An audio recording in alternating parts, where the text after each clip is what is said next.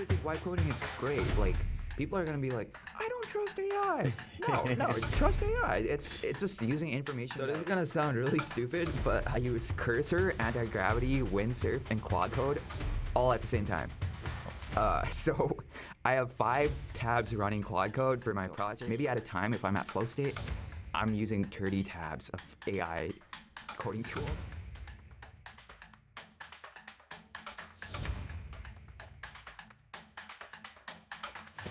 Welcome to today's episode of Technologia Talks, your place where we break down the latest trends in technology and finance, where we dissect AI and economic strategy. Thank you for tuning in. We are your hosts, Elvis and Explicit. Hi guys, Explicit, the founder of Linux, an AI tutor that personalizes your education according to your interests. If you're interested in football, teaches you using football. Whatever your interests are, teaches you using that. And my name is Elvis Kimara. I'm the founder of Thoroughly, the first agentic bartering platform that allows cashless exchange of goods and services without needing money. Basically the next Facebook marketplace where everything from search, negotiation, payment, and delivery is handled by AI/agents. I also have previous experience as an AI researcher, and so Explicit and I are the right audience to talk about AI and finance. So thank you for tuning in. Today, we have a very special guest with us.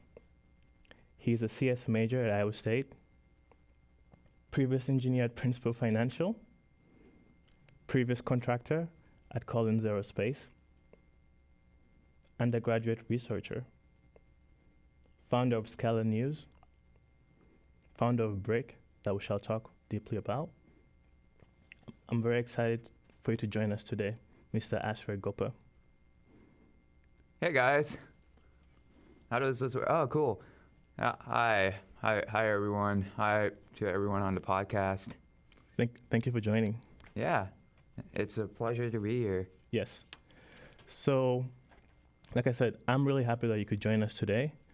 It's actually my first time meeting you in person, but I've been following your story online for quite some time, which is only natural because we're both software engineers and we both go to the same university.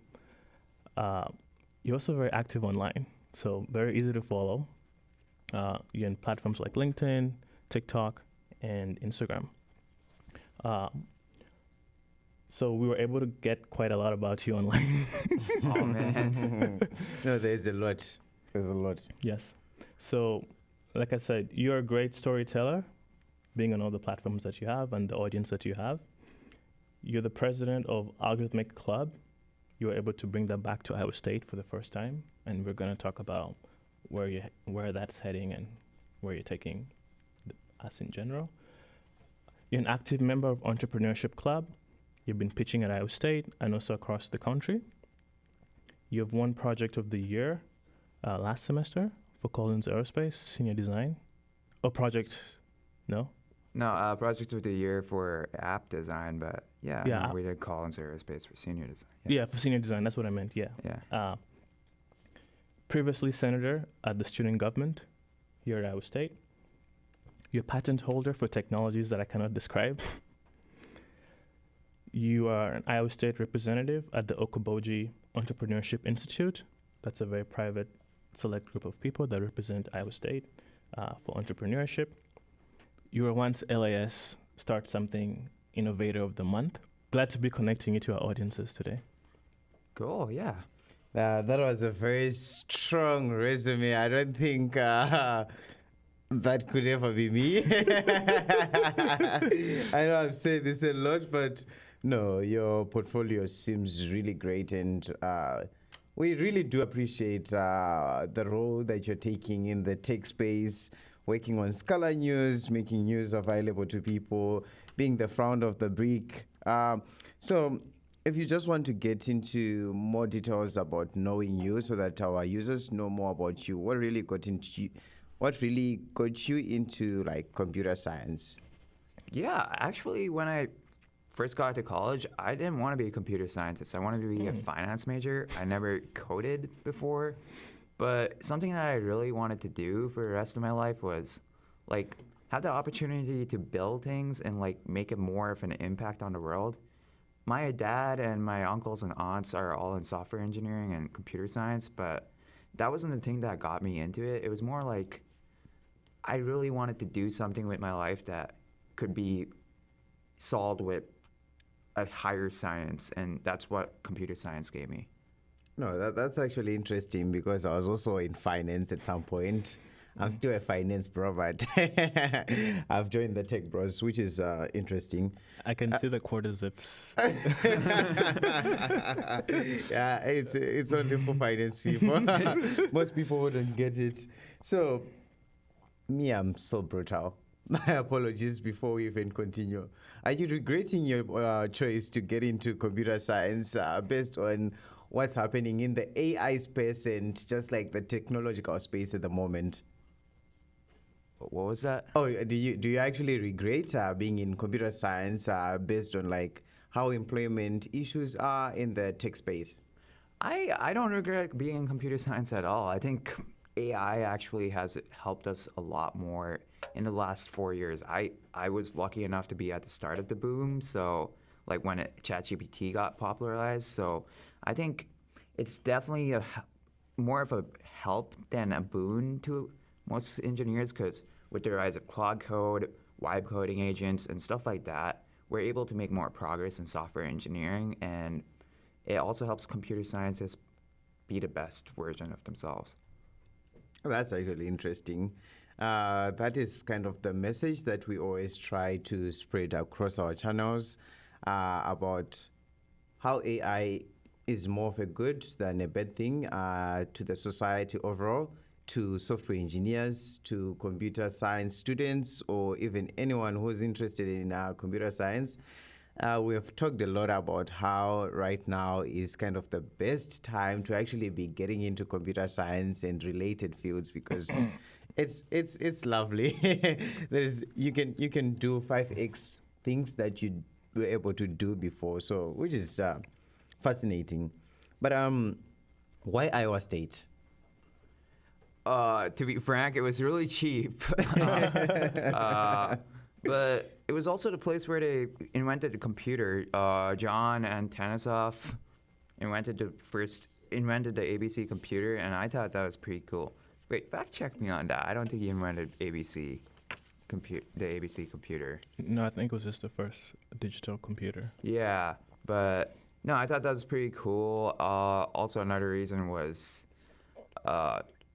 the entrepreneurship program here was really strong, and I really wanted to get into entrepreneurship, but I didn't know what it meant at first. I thought it was just a fancy term for business majors, but I eventually just got into it, and yeah, I think Iowa State's been a great place so far. So are you close to graduating?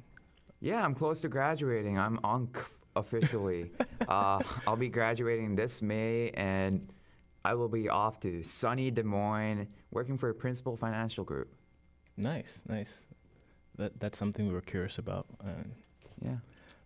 So, what will you be doing at Principal?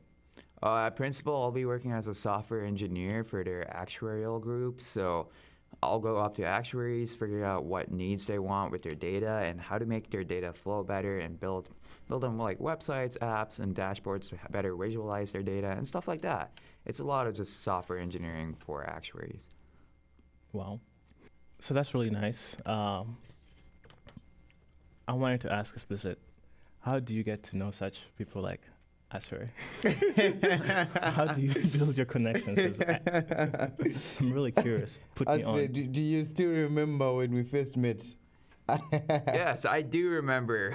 We were in student government together, and I think you were a new member, and I saw you at the end of a meeting, and I came up to you. I was like, hey, I've been part of this organization for a while, but I wanted to introduce myself to you, and let's try to have a good, productive year in student government. Hopefully we get a bill or two together. Yeah, we did work well together with Asray. We wrote a couple of bills together, just trying to help students elevate campus life for students here at Iowa State University, which was really interesting. But just taking you back slightly to to your experience as wanting to come to Iowa State to do finance, and you ending up in computer science. Is that one of the reasons why you chose principal, since it's gets into both of the sectors? Yeah, I think that was one of the major reasons I chose Principal. Principal also has a decent stack in their tech space for insurance, so I thought that was also really cool because I wanted to work with modern technology, also while being able to work with legacy technology, which Principal also uses.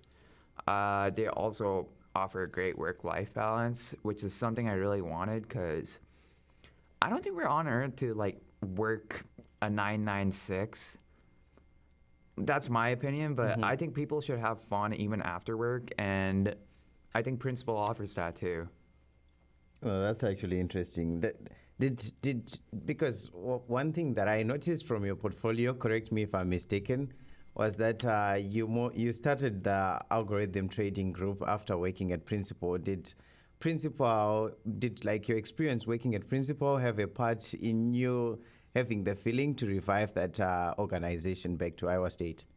So no, that's a good story actually. Good question actually, because I wanted to be part of Algorithmic Trading Club my first year, but it was like dead, and I kept on asking on their Discord all the time, like, hey, when is this club gonna meet ever? And then in 2024, me and a fellow student were like, okay, we're tired of this. This was before Principal, and we just wanted to start it up by ourselves. It took a while to like get through that bureaucratic red tape to get it started. So after the summer of Principal, the club officially started, and we're finally getting sponsors. We're finally getting speakers, and it's going really well. A solid base of 20, 25 members every meeting. Nice. That's really great. So we know you've worked on quite a lot. Could you walk us through some of the projects that you've worked on, maybe with timelines from the past 2 years? Yeah, the biggest project I worked on so far is the Scalar News project. It actually started in high school, where I had this news service where I'd write down the news under 60 words and send it over on WhatsApp groups all over Bangalore, India. And it reached up to 2.8 million readers yearly. And I was like, wow, this is really cool. And then I moved all the way here to Iowa, and there was nothing like it. So I decided, I'm a computer scientist. I could build an app for this. And freshman year, I didn't really have the knowledge yet, so it was just me debacling through it. But sophomore year, I really started building through it and getting the app, the machine learning stuff ready, the scrapers, just basically everything all together. And junior year, I was able to publish it on the App Store. Nice. And it's doing pretty well. Other big projects I've done are usually at hackathons, where there's just sprints for 24 hours. The coolest project I think I've ever done at a hackathon is, you guys know about the new Ray-Ban Meta glasses with the AR vision? Yeah. So I built a face shield where it has transparent screens on it, and it also had cameras, mics, speakers, basically everything all attached in one unit. And it look at all contexts, like if the patient is messing up somehow, or what nurses usually go through in hospitals are they often face patients who are aggressive, so this mask would capture all of that. And I think that was the coolest hackathon project I ever made. The most applicable hackathon project I ever made was Pippa. Pippa is basically an app where you take pictures of your food and it feeds like a cute little pet live time. And we built this app because most clinical tracking apps right now have they're really focused into calorie tracking, red language, just like giving suggestions that don't make users feel safe.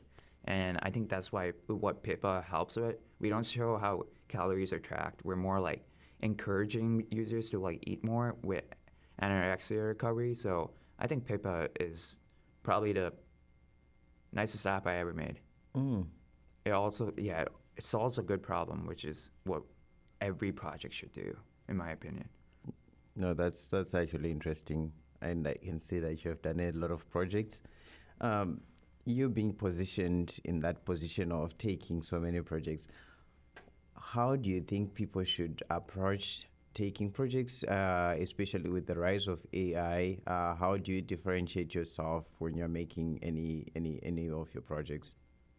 Yeah, that's a good question because with AI right now, you can make a project basically every day if you know the right tech stack, know what to do. Your initial project's going to take 2 weeks, but after that, it's daily projects. But the first thing you want to find out is this even a problem? And the second thing I'd say is talk to people, talk to random people. If you say that your project would help an overall variety of people, then talk to random people on the street, talk to people in your classes, talk to people at the old age home. Like, dude, go out there, figure out who you want to talk to. If your project helps people in the med field, go to your local doctor, go to your local hospital. Just get out there and do your customer discovery. After that, just build your app ASAP. You know what customers want, find them. You also know what users want, so just find them and build on that information. And after that, you should be able to market it really easily to the people you've done customer discovery to, and just use traditional marketing forums to like get it out there. So what is your major focus right now? Would you say it's brick? Yeah, I think my major focus right now would be the brick. I'm currently trying to get it mass manufactured in China right now, and I've been working with mentors to like get it there. But I also like to work on projects that help users solve problems. So I've been working on making more like videos based on those projects, and Yes. hopefully one day I have a project that hits big and really helps a lot of people. But right now it's just a lot of smaller projects and figuring out what works for people. Yes. Sorry to cut you off there. What is brick? We didn't really. Yeah, I was saving that for you. Yeah. I was like, wait, I can't talk about mass manufacturing, guy. Yeah. You want to ask the question? I can go ahead. No? Oh, I thought we could just continue. Oh, yeah. So the brick is a compact organizational tool for all of your daily essentials. This is what I tell investors, but in reality, it's just a wallet with all of your daily, like wallet with your keys, ID card, credit cards, cash, and a tracking chip. I can show it right here. Yeah, but it started off my freshman year where I kept on losing my dorm keys and wallet all the time. Dorm keys? Dude, they're $160. What in the mafia is happening? Anyway, yeah, and credit cards, even worse, because I'd be like losing them every day and I'd have to go on phone. Yo, I lost my credit card. Again, is what customer service would say. And it started off as a prototype, which was like maybe like a feet by feet huge. It was huge, cardboard. And then I'd eventually iterate down to like plastic sheets that cut off binders. And then eventually I bought my own 3D printers and resin printers and started building like more finalized products. And that's how the brick came into reality. It was just finding a problem that I had, talking to other people who also had the same problem, iterating through the product, and finally figuring out what works. That's brilliant. I like the story behind it too. You experienced the problem and then built for yourself. How much does it cost? Cost to make around, or cost to sell? Cost to sell. I sell it for $39.99, but once I get mass manufacturing with metal, it'll be $59.99. Nice. How long have you been working on it? I've been working on it since freshman year, so currently 3 years, and it's been a great journey. Yeah. There's a lot of people that helped me through this. I like to thank Sector, Student Innovation Center, for those who don't know, LAS Stumping Academy, and basically CAD people in the manufacturing industry. Like, it couldn't have been done with other people, because computer science, CAD, not too many similarities, but once you get to know the right people, it really gets to become a product. Yeah, that's actually true. I think what you're actually talking about boils down to that in all reality, when we're making solutions, it doesn't get to one specific like measure. That's where you need to work with other people from different sectors and those are the things that are really important, just knowing people from different sectors so that you can work with them and build solutions that actually help people. But we really appreciate the work you're doing, which is really great. Yeah. So, The Brick, that's such a wonderful name. How did you come up with the name? Because I know names are really hard. We even made a podcast on how we found our name for Technologia, which was really hard, but we then came to Technologia. So how did you come with the name? So the initial prototype was made out of cardboard, and I was saying, it was a feet by feet, like a big cube. And I was like, a friend came up to me and he's like, yeah, that looks like building material. And I'm like, yeah, it kind of looks like a brick. Eureka! No way! Yeah, and that's how the brick came into life. Like, that's exactly how the name came forward. And I've talked to investors after that, and they're like, that's such a stupid name. What? And then, because you're trying to sell minimality, but it's a smaller product, and your company's name is huge, but 24 hours later, they come up to me, the same investors, and they'd be like, your name is actually brilliant. I actually see what's going on. I had to think about it in the shower last night. I'm like...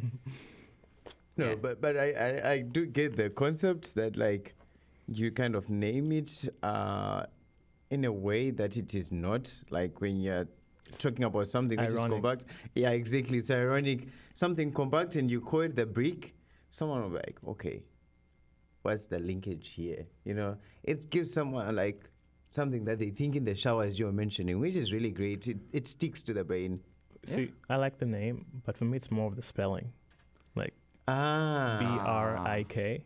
And then you were able to trademark the name. Have you secured it? Because it's such a good name, just even having it as your wallet. I did not trademark it. Do not steal the name. Please, please, please, please. Hey, if you're thinking about the brick in the shower, I'm doing something right. We're going to cut this part out. If you're bricked in the shower. Oh, okay. I might use that. Yeah. Keep this part in. I'm not cutting this part. So we've said how it's a very good name. Have you done any competitions? Have you won any? How's that look like? I know you've mentioned LAS Start Something, and they've been very instrumental in coming up. Yeah, I've done a bunch of competitions here at Iowa State. I've never actually won a brick pitch competition at Iowa State. I've only won out of state, which is the craziest part. There's something in the blood at Iowa State. Like, dude, like, no, we had the best pitchers in the country. I'm 100% sure. Because whenever I go out of state, like, let's say I went to the Midwest pitch competition, Iowa State were, I think, 4 out of 10 semifinalists, and 3 out of 10 of us won all of it. Nice. No, I think all 3, like, the podium places were all Iowa Staters. That's great. And yeah, no, there's something in the air here. Like, we are the best pitchers in the country. I will say that. It must be something in the water. Oh yeah. I said blood, air. I never got water. Yeah. Damn. So you've been working on this for quite some time. What's some customer feedback that you've had? I know you mentioned investors thinking about it in the shower. What about students? Yeah, students don't think about this in the shower, but I've gotten some feedback. One thing people really wanted was a tracking chip in it. Like, initially they're like, oh yeah, that's pretty cool. Like, you can put all your stuff in one place, but what if I lose this thing? Then I lose all my stuff that is in one place. And then it got me really thinking, like, how do I do that? So I put an AirTag tracking chip on it, the Apple's AirTag, and people were like, oh yeah, that's pretty cool, but what about my Android phone? And I was like, oh man, I didn't think about you guys. I don't think about Android users at all. Are you guys Android users? No. Good. So I had to go on Amazon and Alibaba, find a tracking chip that works for all phones, and implement it myself into the model so users wouldn't have to even buy their own tracking chip. And that's how I'm able to charge a little bit more, but it's more of a value for customers. No, that's actually interesting. Looking at things, Is the chip already in this prototype that you have, or is it coming in the metal prototype that is coming soon? So there's two versions. You can buy the plastic one right now. It already has a chip in it, and in the metal one, it should also have the chip in it too. Okay, nice. Approximately when do you expect to start doing the mass production for the metal ones? So I got a tax refund check yesterday, so I think I should be able to do it by the end of next month. Oh, that's great. It was just money that was a problem so far. I have pitch comp money, but I used it in R&D for this till now. But right now, I think it should start really soon. You know, Explicit and I have some contacts in China, so we can always help you with mass production. No way. That's awesome. Yeah. This is why you do podcasts, guys. You know who I'm talking about, right? Yin Yang.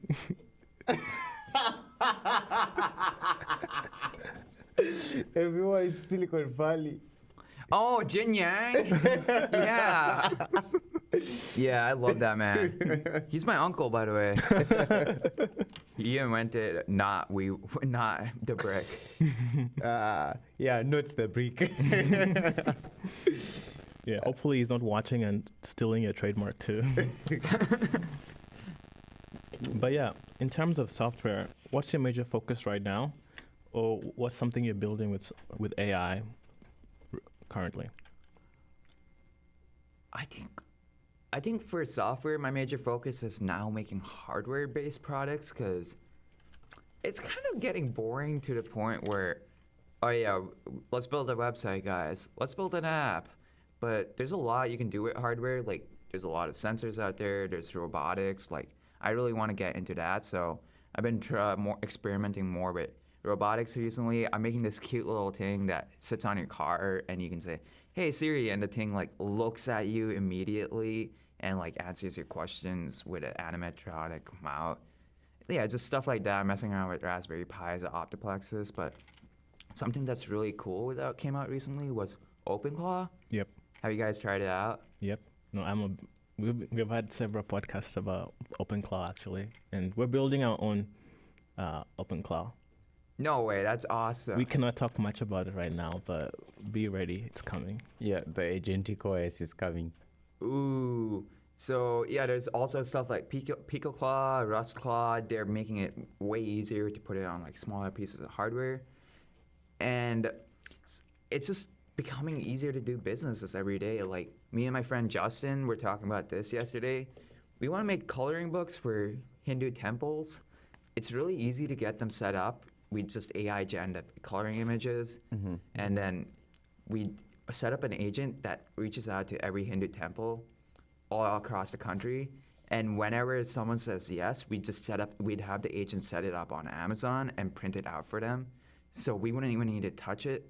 Like, I think the next wave of businesses are all going to be OpenClaw generated. Nice. Love that. That's actually interesting. You kind of get into something that me and Elvis were kind of wondering. What is your take on like vibe coding? I actually think vibe coding is great. Like, people are going to be like, I don't trust AI. No, trust AI. It's just using information that it had previously and spitting it out there for you. Like, but vibe coding has made things easier. I'd say for an MVP point, like the first product you would put in front of a customer, go for it. I think it's the best thing ever. But if you're trying to make something that scales up, I think you do need to have the technical knowledge. So taking a class or two or reading up with textbooks, like how they did it back in the day, would really help. Or just asking AI to help you out with all of that. But you need to know how to like scale up eventually and also do like security stuff. So keys don't get leaked, user information doesn't get leaked, like PII doesn't get out there.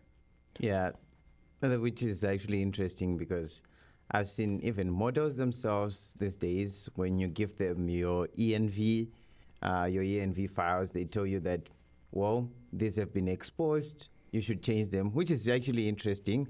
You can force it to still put it in a .env file, but most of the times they actually tell you that this has been exposed by just giving it to the AI, which is actually interesting. And things are getting kind of more secure as we go. And on top of that, did you see that Cloudflare rewrote Next.js in 1 week, and it was done by one developer, which was interesting. Oh, yeah. Yeah, it's definitely the next wave. I've seen Claude Code like generate websites. It also generated a browser in like a week. Not yeah, it took like $2,000 of credits, but it did it. It was a completely working browser, which was really cool. You know, people always say, "What a time to be alive," but I think in the future they'll say, "What a time to be alive," and "What a time to not be alive" as well. Oh man. With all this Smash development. Going back to what you said previously, you said spend time to learn these technologies.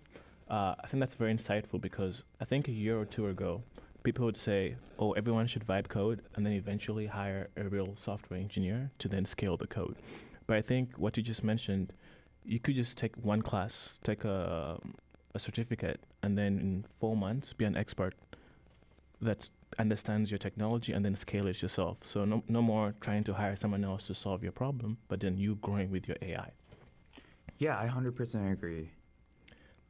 So, talking about vibe coding and just coding with AI and using AI in your day-to-day life as a developer, and you also do marketing, you are a startup founder, you do quite a lot.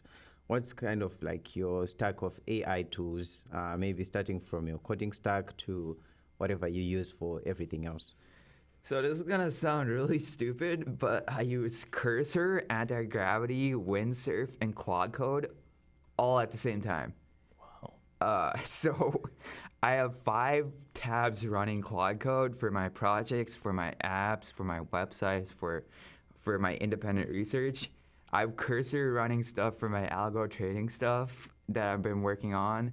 I have, Windsurf and Anti-Gravity doing research for businesses. So I have like 4 or 5 tabs open on every single thing. So maybe at a time, if I'm at flow state, I'm using 30 tabs of AI coding tools to get stuff done. Oh. I personally review it after every single time the code gets generated, but it takes a while, probably like an hour to go through all of it.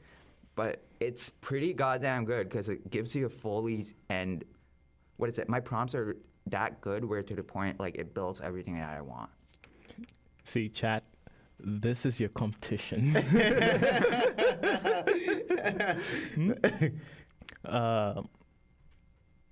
Go on. That's actually true because if you're competing with someone who has 30 tabs, and you yourself are saying that I don't use AI to code, okay, what's the probability they are going to beat you to market?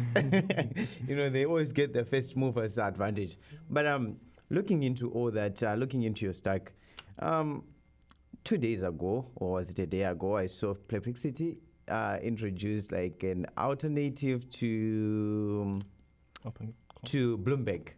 Oh yeah. Yeah, and you know it was always back in the day.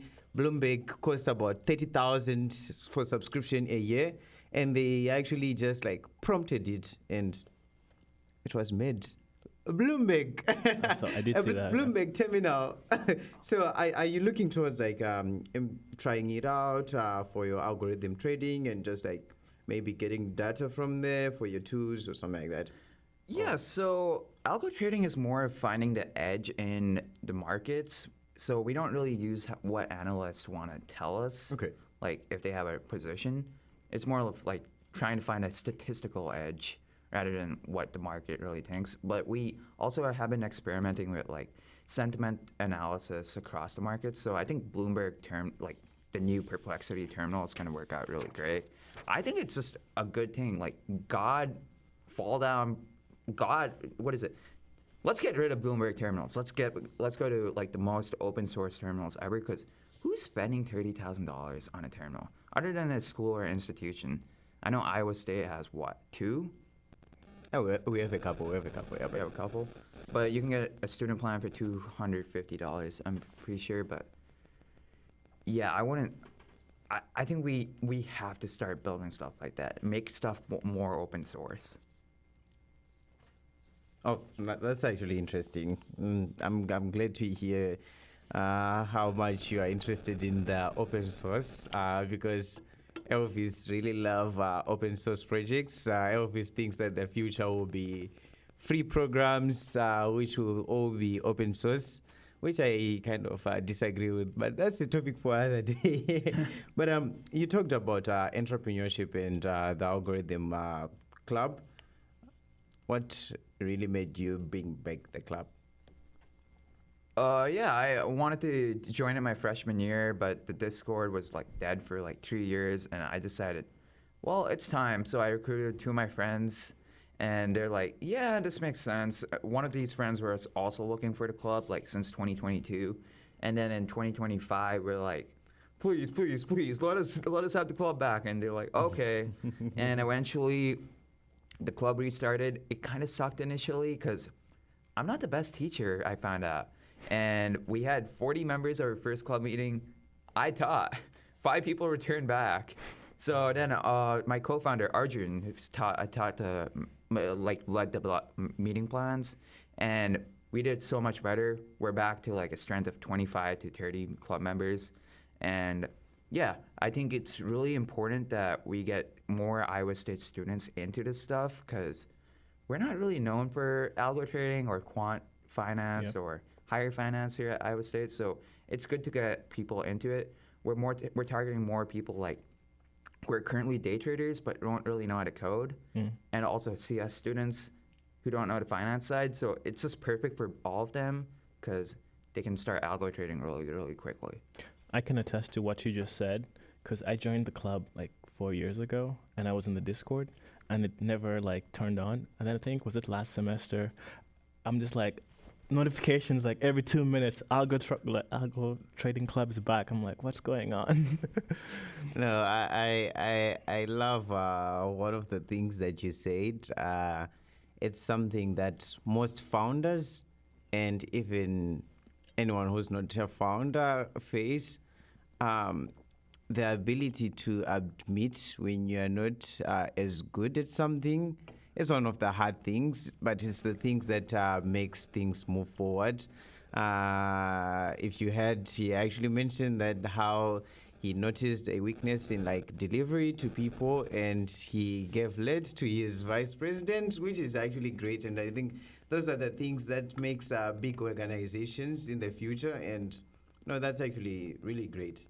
So in general, how do you learn all of this? And if I'm interested in algorithm club, why should I join? What do you do there? So how would you learn how to do algos? I think the first way would be figure out, like the easiest algorithm to do is buy low, sell high. Yep. Like you buy Apple at $4, sell it for $5, you make a profit at $1. But let's say you want to make $1,000 really, really quickly. So you do that for 1,000 stocks, but you can't do it as a human because you can't click that fast, right? That's why you have algo trading to do it for you. So you can do that really quickly over thousands of stocks. But the thing with algo trading is it's not only that. You're going to also have to like figure out, has this worked in the past? So you get like all of that data. This is called back testing, where you get all of that data and historically test your algo on that and see how much money you could make over that period of time. And that's how you think you would make, that's how much money you think you would make in the future.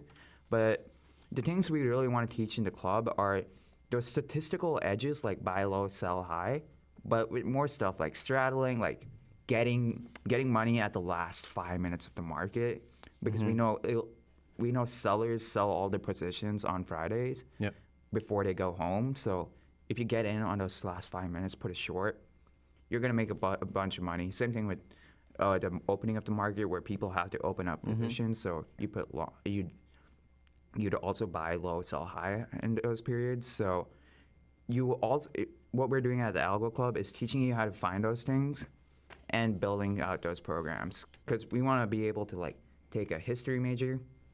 They have no experience with comp sci or finance, and we really want to teach them how to do this stuff.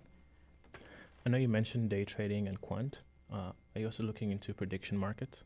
Yeah, I'm looking really heavily into prediction markets. I think prediction markets are going to be the next big thing. Like, they already are big, but I think they're going to get even bigger.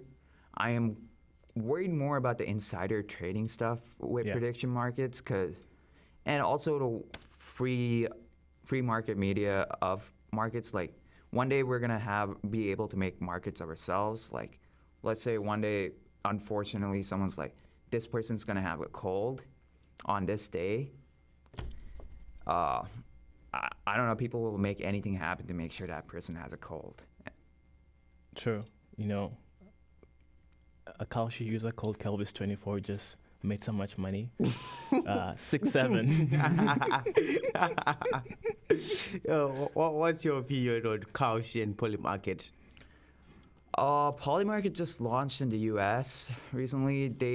I think once they have all their markets open, it'll be more functional. But right now, it's like limited sports markets. Kalshi, I really love Kalshi, but they've been having some issues on their institutional and a consumer side. Like, I happen to have a business account with them, which is really nice, but their support's kind of sucky.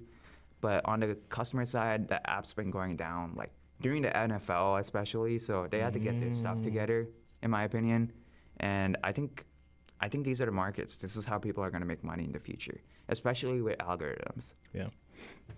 A year ago, I had this idea of building a Kalshi for Africa, at least Ooh. in the emerging market.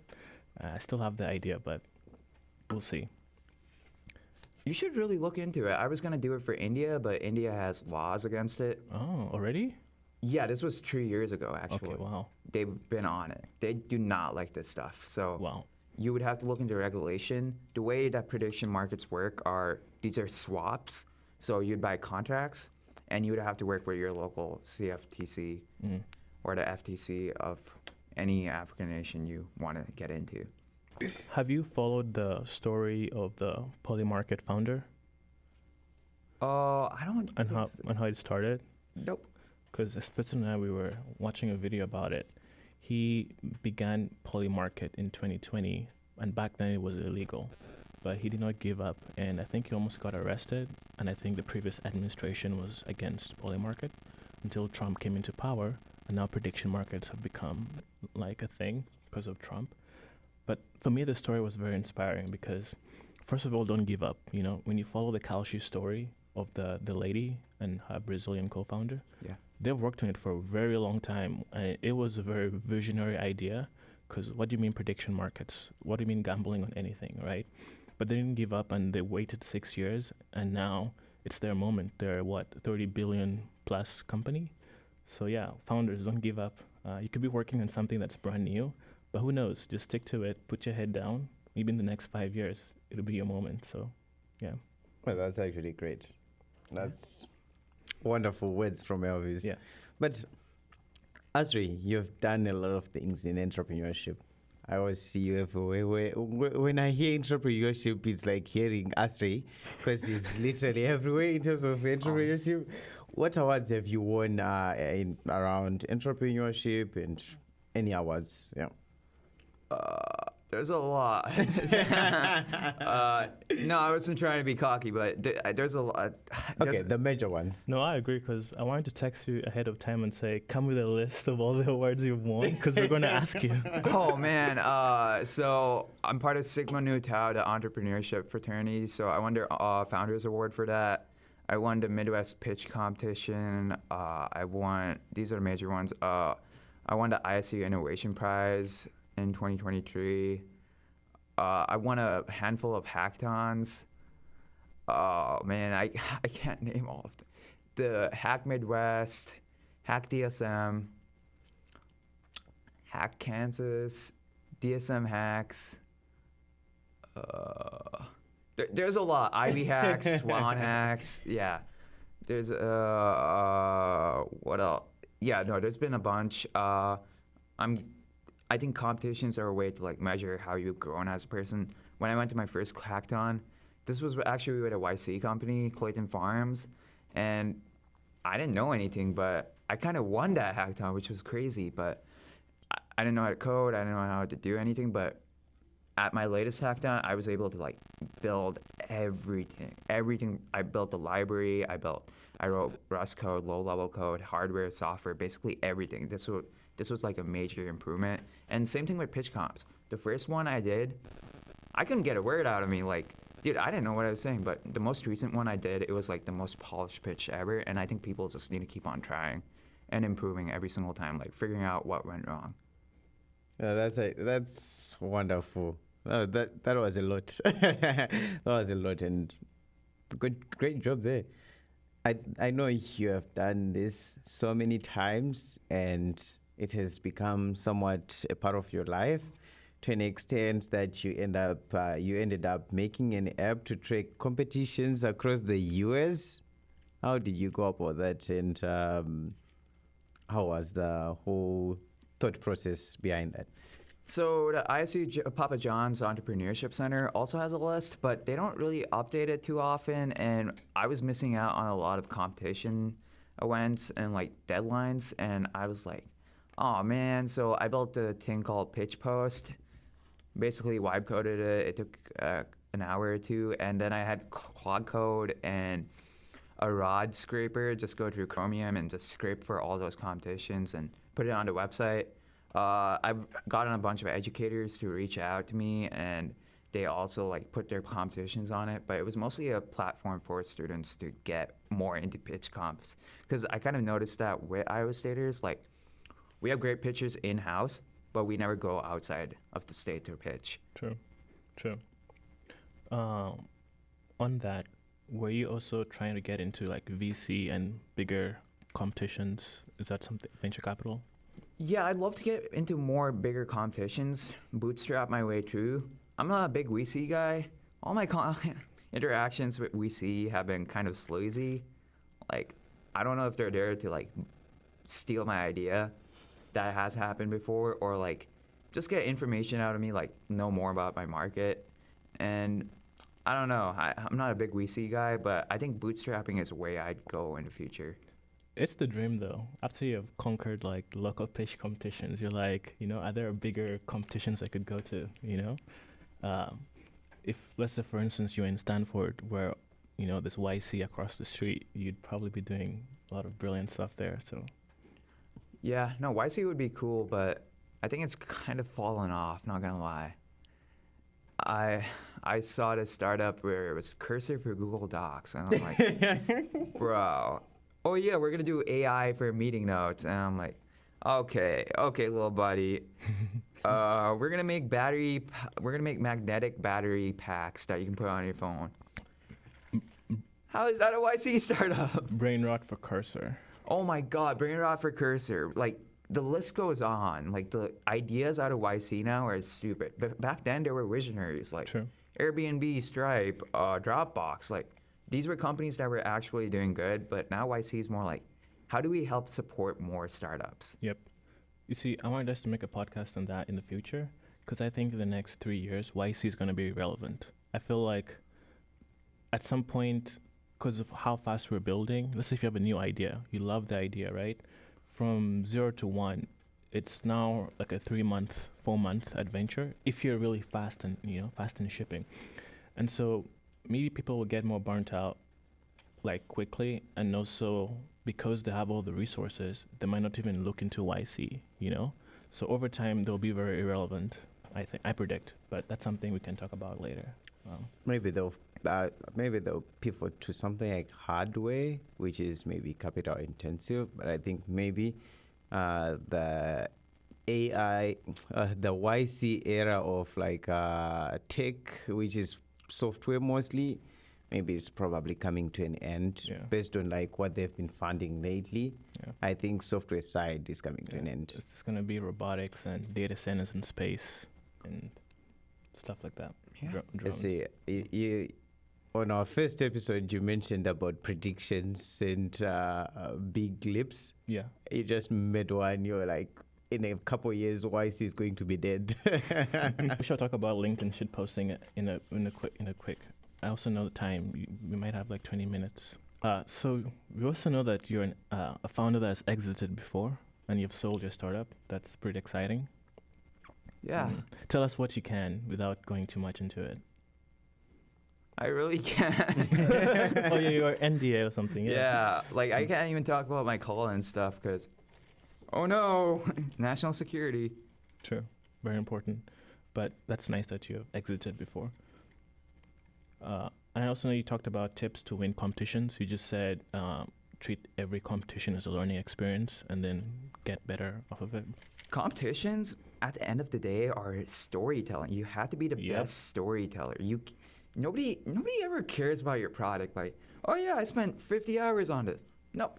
You have to solve a problem, be able to tell a good story, and tell customers why they even want it. That's why product market fit is so important. Yep. Like, just figure out what people need and tell a story. And I think that's how you win every hackathon or pitch comp. You also mentioned something very important in a post yesterday. You said understanding the field you are on. For instance, if you're at Iowa State, maybe you might be bullish on community and the storytelling and seeing how students have empathy for what you're doing, as opposed to focusing on the technical side. Yeah, I made a post about like how to figure out what went wrong with judges, and I felt like those judges, I could tell they weren't technical judges the moment I entered into a room. I don't know. I just have a weird radar of telling when people are not technical or non-technical, and they look like community builders, which is all right in my opinion. Like, I love community builders, but my thing was like, yeah, you gotta pivot stuff for the judges. Like, my answers to questions were like really technical. It should have been like, yeah, community based, like you said. True. No, I've experienced that before. I did my master's in AI starting fall of 2023, and I recall spring of 2024, I went to a pitch competition, and the idea was persona AI, basically an AI avatar that learns your personality over time. And it's simply like friend.ai, where you have your phone listens to you over time and then builds this MD file of things you've said, your personality, and then over time it can respond autonomously to your emails, to your texts. And it was so hard to explain to judges in spring of 2024 that you're building your own AI to capture your personality. If you've watched Superman, you know how like on his ship, his parents were like avatars, basically, so something like that. That's what I pitched. Ooh. And they couldn't understand what I was saying. And oh man, I was so ahead. But I was reading something last night where Meta has filed for a patent to allow them to use dead people's accounts and keep on posting on their behalf and using their digital avatar. And so you see, I was 3 years ahead, but the judges thought I was crazy. They didn't even know what to ask, you know? Like, I didn't even finish my 2 minutes. They just didn't know where to like start picking at. But yeah, I don't know. I'm not tough. too big into that meta thing. Yeah, it's very visionary and new, but yeah, it can be hard, basically. No, but one of the things that I've learned of pitching a couple of times and being in the Start Something Academy was that us as technical founders, most of the times we love the technical side of the product. So most of the times when we get to pitches, we are pitching the technical parts and whatnot, yada, yada, yada, yada. But at the end of the day, most of the speeches require us to just speak as like our customer, as we are speaking to our customers, where we just like lay out things like in plain terminology. It's something that I've actually been like working on to just make sure that I just speak it like clear as if I'm speaking to a customer, so that people actually know what I'm talking about, and totally avoid talking about like the technical side of things, which has been, I think, has been a lot of improvements in that. So, yeah. On the advice you mentioned, it has worked for me for a time that I won Innovation Prize or Student Innovator of the Year with ISU, and I put it down to just stacking my competitions. So if you notice in the fall, we have the Side Hustle Challenge, then we have the Fall Pitch Competitions, then the Innovation Prize, and then there's another one too. I think it's a fourth one. But you can stack your competitions back to back to back, and if you treat each like a learning experience, you definitely, out of those four, you should win one if you're learning from your experience and stuff. So yeah. Yeah. Eventually you get to the point where these competitions don't make sense to go to. Like, if you're spending 48 hours just to win $500, that's like maybe like $8 an hour, which you could have been spending on your business. But there's also some really good competitions Iowa State does for like 15 minutes you can win 500. Yeah. Which is like $2,000 an hour. Yeah. I think I visited CMU, Carnegie Mellon University, and I think for the competitions they give like 100K, 50K, and it's really tough. So, hey, it is what it is. But this was a very great conversation on competitions, pitching, and entrepreneurship. Moving on into where the world is leading us with like AI ruling most of our day-to-day lives, what we were doing before. And I think one of the most important things that AI has brought, or one sector that is kind of empowering, is like content making, video creation, just being there in front of the camera. You know, people now trust like videos more than anything because anything can be AI written. But either way, videos are coming also to be done by AI, but like people still have trust in like actual posting. So with that, I've seen that you've started the 5x a day group chat. Do you want to get more into that? Yeah, I was talking to a fellow entrepreneur, Zachary Brannon. He owns a homemade plant pesticide business. Does like $1 million a year in sales. But something he said, how he like got started off with social media, it was he posted 5 times a day. They were not the best quality videos, but it helped him like gain traction, like get him into the habit of posting more videos, and also like getting more views on his product and videos. So I was like, you know, who would this be perfect for? Like, Iowa State, it'd be like high value entrepreneurship, and that's when I reached out to Tariva, who reached out to you. Yep. And I added a couple more people in the group chat, and I think with AI video generation, I'm currently trying to set up an open Claude bot to like edit my videos. I give it a bunch of stock footage, and it'd do it for me and post it on all the platforms, so I wouldn't have to do much. So I think that's something that'll be cool with AI for video generation. Like, give it more access to like real footage and edit it instead of like generating videos for me, because they're expensive. People can call them out really easily, and also it doesn't build trust in the brand. But I wouldn't mind having an AI edit my videos because I'm not the best at editing. I also like this new AI thing because I've seen these videos where they like catfish people, like AI women. Yeah. And the people who get catfished are like, oh yeah, can you say this to me? And then the AI woman would say that, and they pay a lot of money. Like, these people are making 40 grand maybe every other week. I know someone who's doing that, but I won't reveal their name. It's a very lucrative business. Yeah. So how do you go about like thinking about the ideas of like what to post though? It's more like observations I have throughout the day, or like talking about the problem that I had freshman year, like losing my keys, and like trying to like relate more with parents who have children that lose their stuff all the time. So I reach out more to Facebook groups with parents of freshmen, and that's how the brick gets sold a lot. But not really through social media too much, because what I noticed is that college kids are broke, but parents of college kids not broke. So it's perfect. That's a good analysis. Yeah. You know, I've seen your TikTok videos, and they're actually really good. I could tell you have good editing, and it's nicely done. Nice, thank you. What's your editing stack? I use CapCut and Canva. Nice. Yeah, that's about it.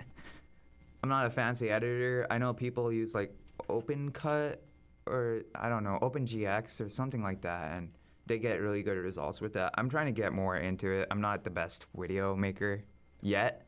Yet is the keyword, but I'll get there. I'll get there one day. How long have you been editing for? I used to make funny videos in high school, but that wasn't anything serious. So I'd say like 6 months starting from today, yeah. That's actually interesting. But when you're making content, do you ever feel like goosebumps? Because I've talked to a lot of people who are trying to get into content making, and one of their fears or one of the things that they make them not make content is that they just feel goosebumps in front of the camera, and others say that others are afraid of like what people will say. What has been your experience with those two issues? Making content, I think people shouldn't be worried about what other people think of them. Like, dude, your goal is to like get users and money to your product. Why do you care if your friends say something mean about you? You should worry about like if your customer is saying something mean about you. Like then you could be like, oh yeah, how can we help you? But if it's like a friend or family member that's saying something about that stuff, then I don't think you should worry. Like worry about the people you actually want to reach out to. And if you really care that much, just block them on the social medias from that account so they can't see your stuff. And you should be putting as much content as you can out there without having a worry. There was a video that I saw of someone who was sitting on campus, on this other campus, and he just like sat down on the floor and was like, Yep. You see those people? They don't care about me. They just think I'm crazy, but there's nothing. I'll attach that video here. So, in a matter of fact, at the end of the day, people who will just say you're crazy or whatever they will say, and you never know it. But like when you make it to your goals, everyone else will be like, oh, okay. See, the common advice out there is find like a secret account and just start posting consistently where your friends won't know you. But I like to be contrarian, and I think the alpha is actually posting on your personal account or tagging yourself from that different account to your personal account, and then making sure your friends see you so that you can have the inertia from people who know you every day. And I think that's what's helping our posts, because our friends will always like our videos. So yeah, being different, that's what I try to do. But Yeah. Yeah, I think we're so fortunate that we have friends who are really supportive. Thank you all who have been supporting our videos. And when you're seeing this, just know that we really do appreciate the liking, just even when you're watching it and not liking it, we really do love that and appreciate it, because it then boosts our algorithm, spread the videos to other people like you, which is really appreciated. yes. So I know in the group chat we say it's called 5 times a day, to post 5 times a day. Was it you that then changed it to once a day or twice a day to focus on quality? What was the refocus about? I think the refocus was do like 3 shitty videos a day and also do like 1 high quality video maybe every like 3 days, because people also want to like see high quality stuff. They don't want to see a man speaking into the camera and being like, please buy my product. Like they want to see like the story behind it, which is the whole thing of social media, is you have to tell a story. True.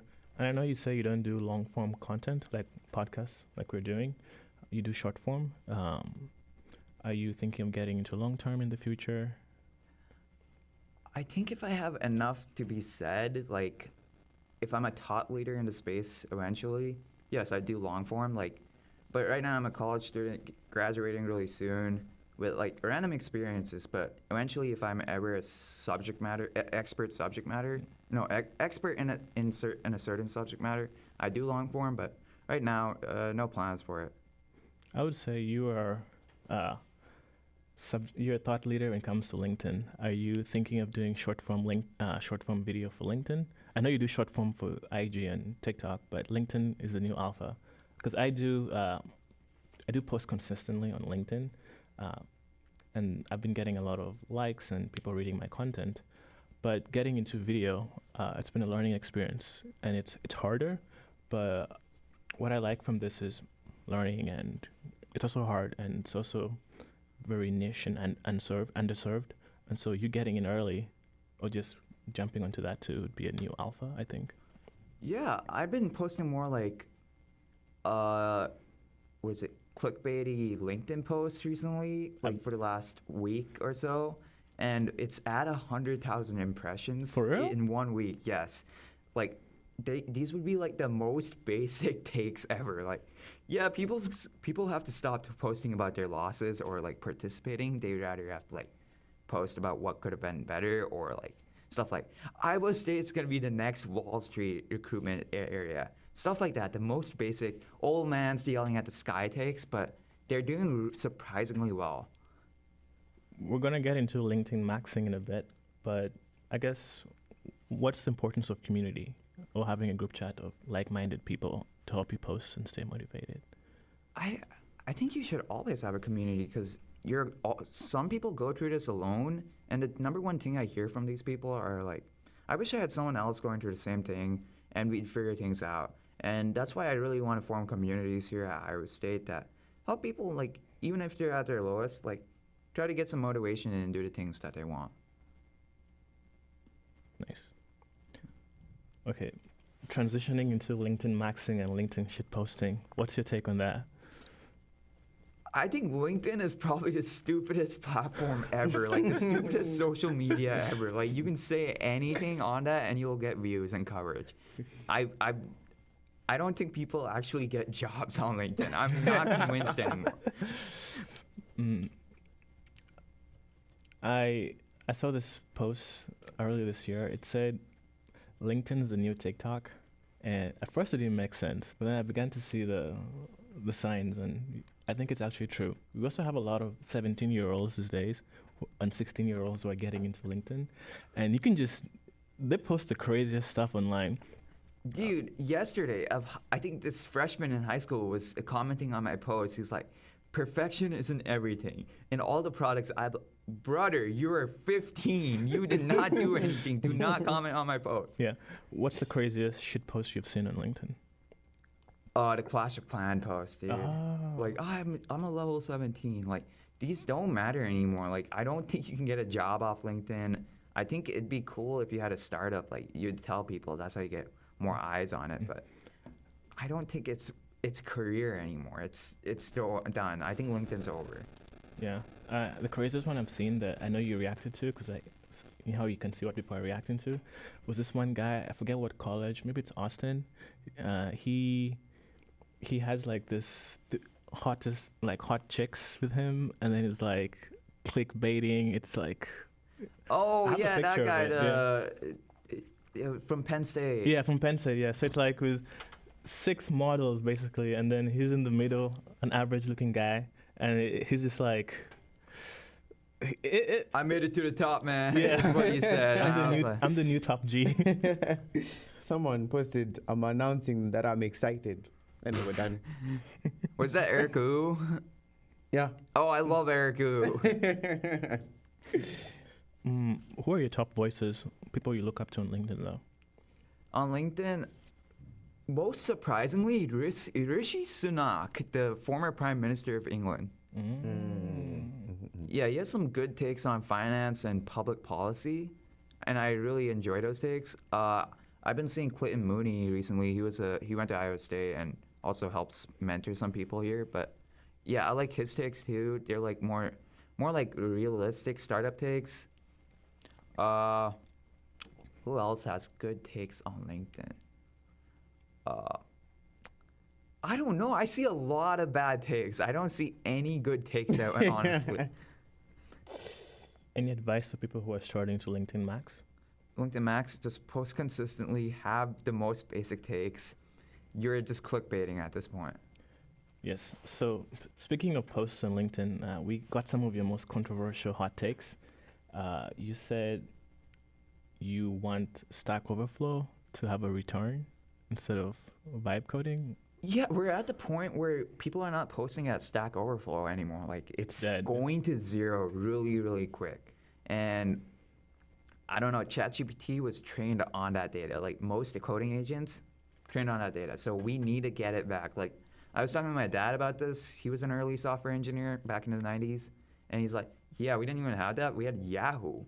Like, he'd post on Yahoo on the hope of someone answering it. And then he'd, like, form a community based off that. So if he ever needed help, he worked on trading pipelines. So if he ever needed some help, he'd wait for people in China to help him out. He had to wait, like, he was in Connecticut. He had to wait like 12 hours to get a response. And he'd make sure he'd ping them every single time. And that's how he formed his early community. Wow. You also said you should build for the love of the game and not just for VC money or have a startup. Yeah, like people are making the stupidest products ever. Like, it's only meant for them, and they also are just doing it for the money. Like, a lot of these startups could be bootstrapped. They don't need any money at all. And I'm a big guy for bootstrapping. I don't really care for VC money. I thought it was a big thing a couple of years ago. I was like, oh yeah, I really need VC money. But with the way tech's going, no, you don't need it anymore. And the way social media is helping out people, you don't need that too. I know we're running out of time. Do we have a hard stop in 2 minutes? Okay, you guys can do like 10 minutes, but I actually do need to run. That's it. Okay. 10 minutes. Okay. So you've posted a lot of fun projects, so like Floor Face. So you do encourage people to post the things that they're working on. I think a lot of software engineers should do that, especially in this market where you're trying to be visible. If you're working on something brilliant, post about it. It could help you get a new job. You also talked about the need for quick execution speed when it comes to having an MVP and shipping it out there. But a controversial one that was good was the death of entrepreneurship on college. Oh yeah, I read about that. That was also Clayton Mooney's post. Clayton was right about it in a lot of ways. I know the Ivy School of Business didn't really like it, but entrepreneurship, the major, shouldn't exist anymore. Like anyone can be an entrepreneur now. Like college entrepreneurship makes no sense. I even think for pitch competitions, half the companies that go through pitch competitions don't even make sense. They're just doing it for the pitch money. Like, True. Think of something that makes you happy, like has some passion with you, and then build based off that too. Like a couple months ago, I like reading comics, especially the big Nate comics. But the website that I was getting the comics off of, they like paywalled it, but they weren't really smart about the paywall. So I built a script that would just scrape all the comics for me. Okay, so real quick, jumping on, is AI a bubble? Yeah, I think it's definitely a bubble. Like most of the startups in SF are just startups for startups. They're like help other startups do their thing. And I think once one of those startups fails, or one of the big powers like Google, OpenAI and stuff like that stop like funding more AI stuff. Like I know OpenAI is their budget for data centers last year was 1.4 billion. This year it's 600 million. Google just sold a $100 billion bond just to fund their AI operations a bit more. And I think we're getting to that point where the bubble will start popping and less people will be in this space. But we had a wrap round where just quick responses. How do you balance school, senior design, job searching, pitching, startups, friends, family, making content? How do you manage to do all of this? I have one Outlook calendar and I just do time blocking so I kind of know what I want to do for the week. I have like this big to-do list. I put it on a Trello board, and in that Trello board I just add it to the calendar. Do you have a mentor? I wouldn't say I have one mentor. I have multiple people that I consider mentors, like Jeff Bull from the Start Something Academy, Nancy Mirzawaski from Pi 515, and just people who give me good advice. Like, I don't have a formal mentor. What's the best piece of advice you have received, or what rule do you live by? Best piece of advice?